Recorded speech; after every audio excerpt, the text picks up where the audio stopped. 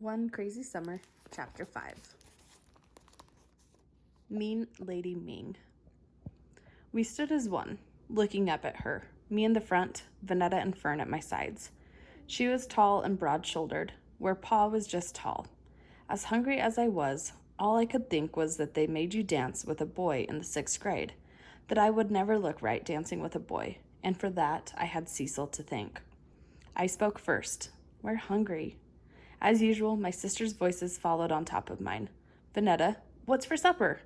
Then Fern, hungry, hungry. She rubbed her belly. We made a picture, us looking up at her and her looking down at us.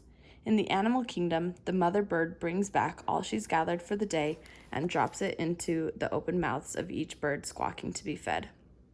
Cecil looked at us like it didn't occur to her that we would be hungry and she'd have to do what mothers do. Feed their young. I'm no big ma in the kitchen, but I would have opened a can of beans and fried up some franks. I can bake a chicken and boil potatoes. I would have never let my long-gone daughters travel nearly 3,000 miles without turning on the stove. She said, "What do you want from me?" "Supper," I answered.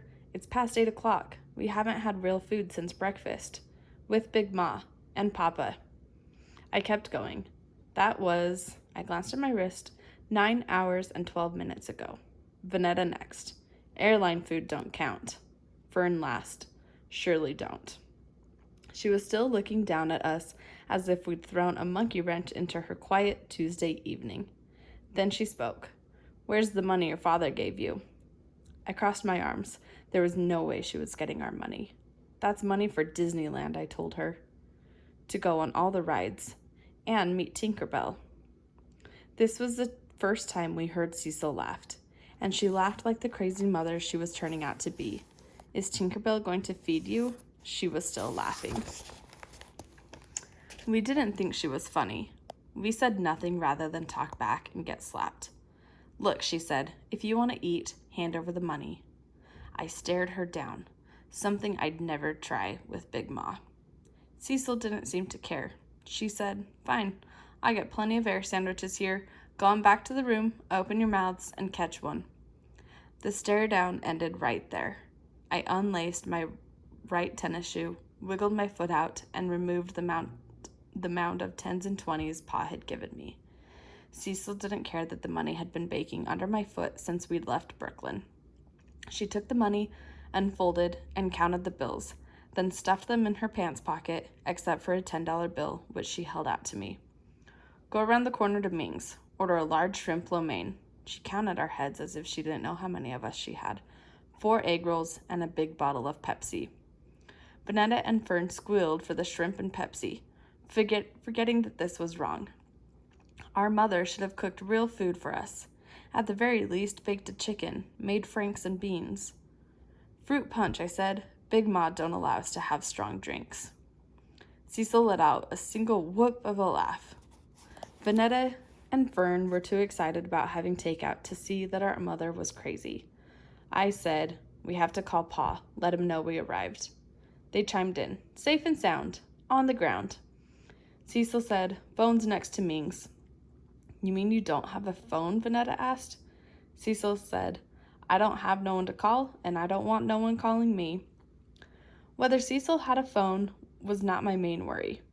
"We have to go out after 8 to call Pa and get the food. Aren't you coming with us?" "Ming's is a couple blocks down Magnolia, around the corner." She pointed the direction. "Phone booth's right there." When we were barely out the door, she added, "And tell Ming to give you 4 plates, 4 forks, 4 napkins, and 4 paper cups. No sense dirtying dishes. And you're not coming inside my kitchen." We all looked at another and thought the same thing. Crazy. I led the way in the direction Cecil pointed, down the walk past the slumping palm tree, and made a right turn. Vanetta and Fern, as usual, nipped the heels of my tennis shoes. It wasn't dark at all, but it wasn't high daylight either. Kids of all ages still ran around playing in yards and riding bikes on the street. I bet kids ran around and played out here all year long, and not only in the summer. We usually went to the summer camp at the Y or drove down to Alabama in Papa's Wildcat. We came upon some kids playing freeze tag. They jumped from lively wiggle worms to frozen statues just as we neared their yard. We felt the smirks of the gaping statues on us.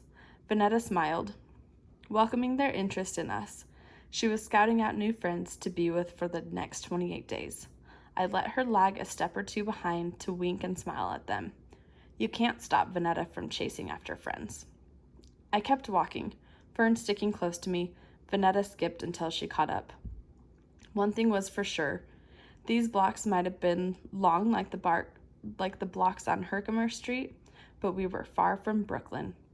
I didn't know where any of these streets led, but I walked down Magnolia like I knew where I was going.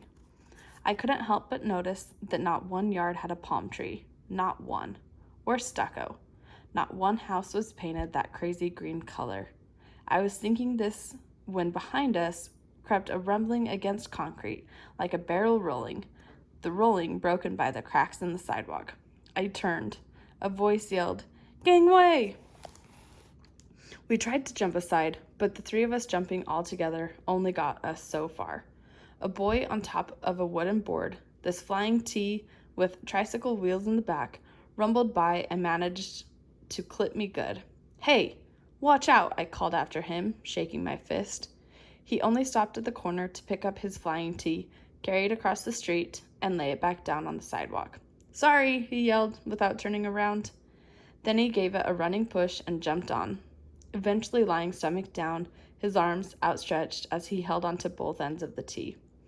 "What was that?" Vanetta asked. "Some stupid boy," I said. "Come on, y'all." I had to pull Vanetta's chin away from the direction of the boy on the flying T. She kept looking, even after he was long gone. Ming's was where Cecil said it was, around the corner and a couple blocks down. There was a big sign, Ming's, and underneath it, red neon characters that looked like fighting men waving swords. The telephone booth was also where Cecil said it would be, right next to Ming's. I planned on calling Pa before getting the food, but the booth was already occupied by a light-skinned guy with a big floppy afro. He was turned sideways, but I could see his profile, his beakish nose, the way he pushed his head this way and that, suspiciously, while he talked. We stood with our arms folded, waiting for him to finish. He looked like a fugitive from justice. I could spot one when I saw one. I love a good crime story, especially the FBI crime shows come on late, and I sneak to catch whatever Big Ma falls asleep watching. That's how this guy looked, like he was calling his ma to see if the coast was clear to come home without the mob or the coppers on his trail. He saw us standing with our arms folded and turned his back to us. I got it. He had a lot of dimes and planned to use each one. We went inside Ming's. We were barely in the restaurant, which wasn't a restaurant, just a counter with a kitchen on the far side and two small tables with benches on our side. The Chinese lady behind the counter said, "No free egg rolls. No more free egg rolls." She waved her hand like, "Shoo, stray cat." I didn't know how to answer. I didn't ask for any free egg rolls, but we were the only ones inside Ming's, and she was staring straight at me. Vanetta said, "We don't want free egg rolls." Fern piped in, "We want shrimp lo mein and Pepsi." Vanetta said, "And 4 plates, 4 forks, 4 napkins, and 4 cups." Fern, "And 4 egg rolls." Vanetta, "All for money, not for free." Finally, I said, "It's takeout, to go." I uncurled the $10 bill to show her. Usually I am Johnny on the spot, speaking up for my sisters and me, but this time I went blank for no reason I could think of. It was nice to have Vanetta and Fern jump right in. The lady shouted in Chinese to the back of the kitchen. She sounded even meaner than when she'd said no free egg rolls. I decided that just like Cecil was crazy, the Chinese lady was mean. Mean Lady Ming. She nodded to us and said, "Okay, sit." We sat down and waited. Mean Lady Ming kept talking. "Everybody poor, everybody hungry. I get free egg roll, feel sorry, then everyone come for free egg roll." She muttered on like Cecil did and looked mean and tired like Big Ma looks on washboard days. While I was sitting with my sisters, I made up my mind about Oakland. There was nothing and no one in all of Oakland to like. I would get on a plane and fly back to New York if Big Ma showed up wanting her grandbabies. I wouldn't even tell Cecil, thanks for the visit.